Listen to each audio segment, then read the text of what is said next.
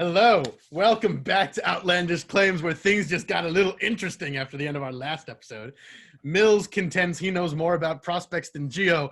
Gio certainly does not agree with that claim, so we're going to have ourselves a fun time here. This topic was originally Gio's, so Gio will get most of this, but Millz will, of course, be able to fire in and shoot his opinion all over the place if he wants to. I'm going to let him say his part first, and I'll come in with a rebuttal. That's fine. I may actually not to say anything this entire episode. It'll be great. Good. That's what the people want. It's true. No, he's not wrong. He's not wrong. It's what I want too. I hate hearing my voice. That was rough. No, it's not. I agree. I hate hearing my voice. I have to edit. The worst part about me editing these videos is the fact that I have to listen to myself. I don't like. That's the worst part. That's the worst part of recording anything. Yep, agreed. Yeah.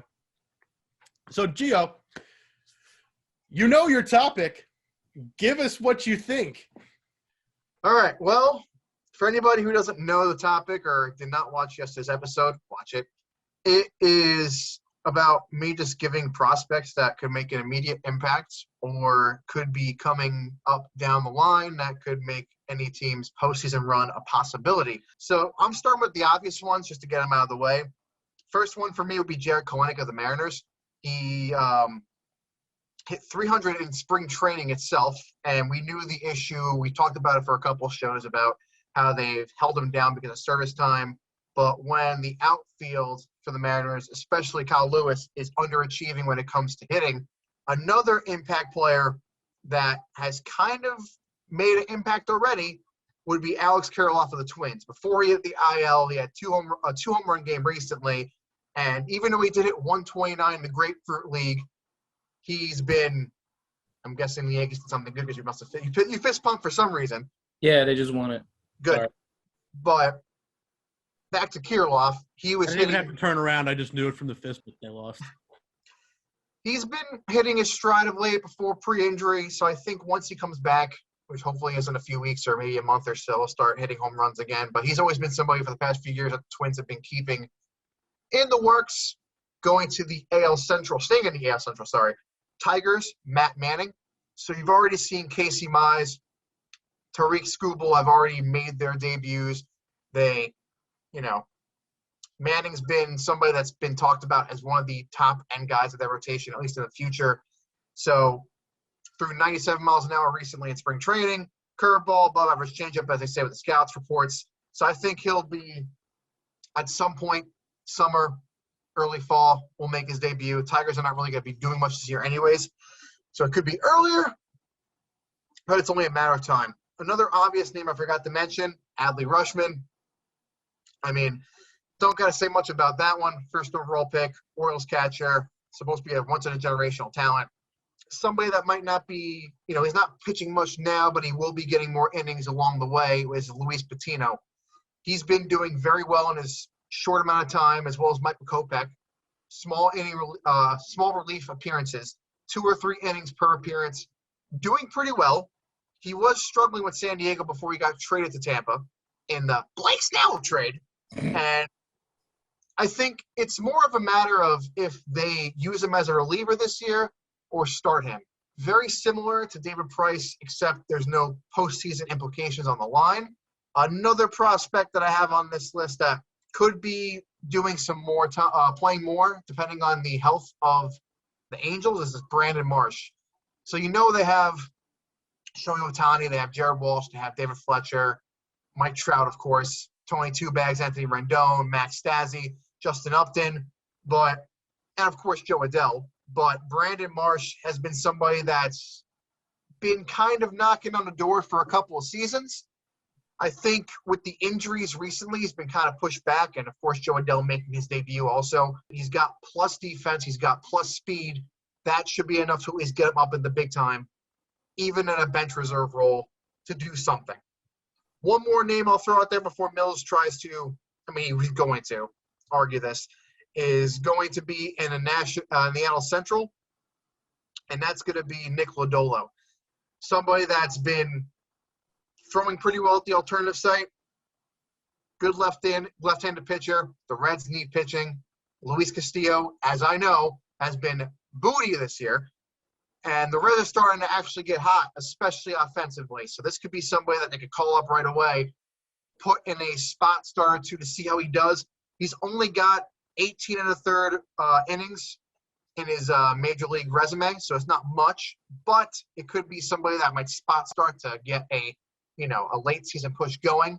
And he's got a very similar arsenal to Blake Snell itself. There are a couple more I could say, but it's, Millz and I here, so he probably has a couple he wants to throw out there too. So I will hand the torch over. No, you won't, because this is about him arguing with your picks.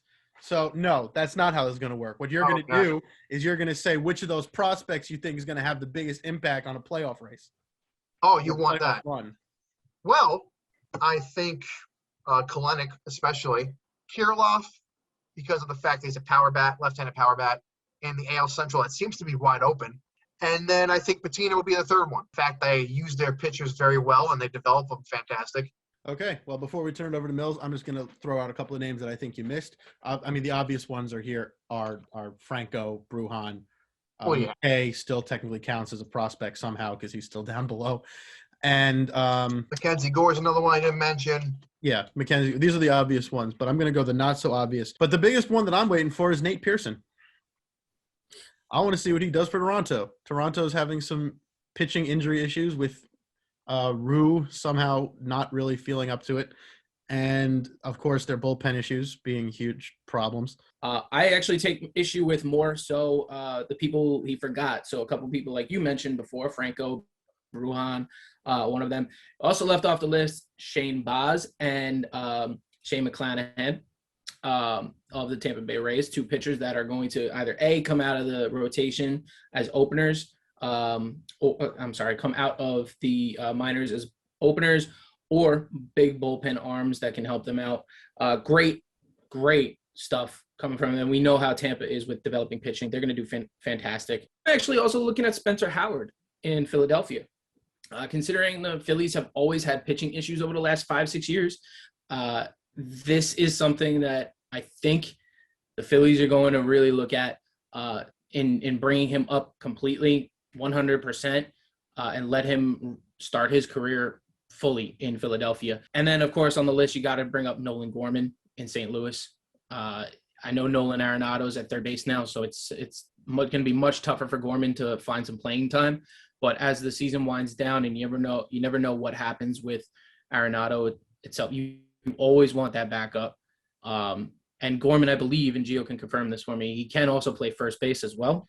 He plays the corners. Yeah, so corners are very, very valuable for him. And Matt Liberatore as well in St. Louis can also come up very big for them down the stretch, especially because he's a lefty arm. All right, so Gio, you mentioned Joe Adell. And one of my questions to you here is this. With Joe Adell, he's having a decent start to the season. He's batting .333 in AAA. If he continues this push, what does your ideal outfield look like in baby LA? Well, for starters, center field goes to Mike Trout. I know. Shocker. Yeah, right.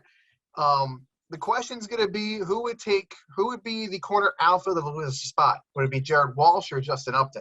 So thankfully, thanks to Adam and his fantasy baseball team, I was able to figure out that I'm an idiot, and Jared Walsh is hitting .318 on the season. So not only does he have the raw power that he displayed last season, but now he's hitting for average.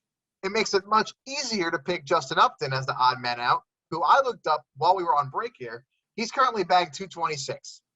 So I just think the answer is right there, right in the batting average. Plus, Upton's defense is much worse than Adell's. But since we're asking questions, Millz, I will throw another Nolan at you in Nolan Jones, the third baseman prospect for the Indians. So we know, similar to Arenado and Nolan Gorman in St. Louis, Jose Ramirez. Sorry, sir, I'm going to have to cut you off again. Oh, God. Because now that the damn dog. I'm sorry. I didn't hear any dog. Oh, you don't hear that coughing? No. She's a bitch. No, I was cutting off Gio because of the fact that he said Walsh plays the outfield. He is currently their starting first baseman now that Pujols is gone. He plays first base mostly. He played outfield for the start, but he's playing first base now. They have Taylor Ward as their right fielder right now. Take out Ward. I mean, Well, there you go. Not Upton. Taylor Ward. Thank you, Adam, for the latest updates on the Los Angeles Angels of Anaheim. I try to help you. I appreciate you. I help as much as I can. I try course. so hard. You got so far. But in the end, it doesn't even matter. No, Because it no one watches this show. Anyway. The interesting thing there is that now that they have released Pujols, like the DH can be used as a revolving door. Yeah, it can be a platoon. But It's only going to be Shohei, though. Shohei and bust. probably. But back to Nolan Jones.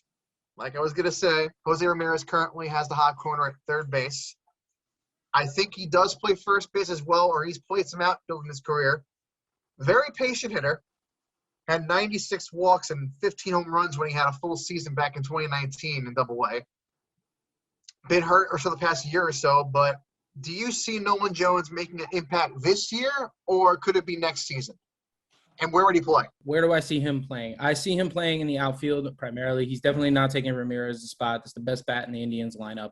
At first base, who do they even have starting at first base? He's more of a third baseman outfielder. I haven't seen any stats of him at first. It's either third base or right field. So I'd put him in right. It's a good option for him to have, especially because the Indians are struggling. I mean, they've been no-hit twice. So I think that kind of speaks volumes as to how their offense is going. I also don't see the Indians in a playoff push.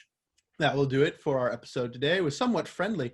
I'm shocking there was no hair pulling and tooth punching. And no, Gio, your own loss of hair doesn't count. You can't pull this hair. You can't pull it. You can only shave it because that's all you can do. I mean, you could pull this. My hair is braiding itself at this point. That's what we call a Jufro. For those of you who don't know, it's called a Jufro. It's what I had my entire life. I still have it. If I can just right that here. Reminds me, I might have a picture of that. Oh man, I wish for 2014 once again. That's back when you didn't know Adam, though. No, he knew me. I think he knew me. I knew him. But that was the last time. As well as he does now, but he knew of my existence. I knew of him, trust me.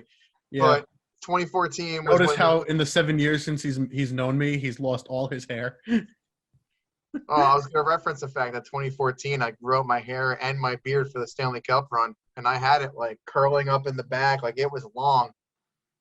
And ever since then, it's just been gone.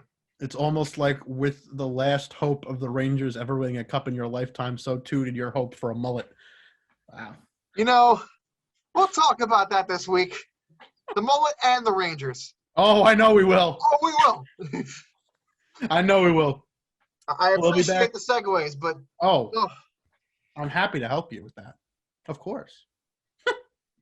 We'll be back tomorrow to talk with Millz about the Yankees, specifically the Yankees-Astros series, which he went to one of those games. So he'll be our man on the spot for that one. We'll see you then.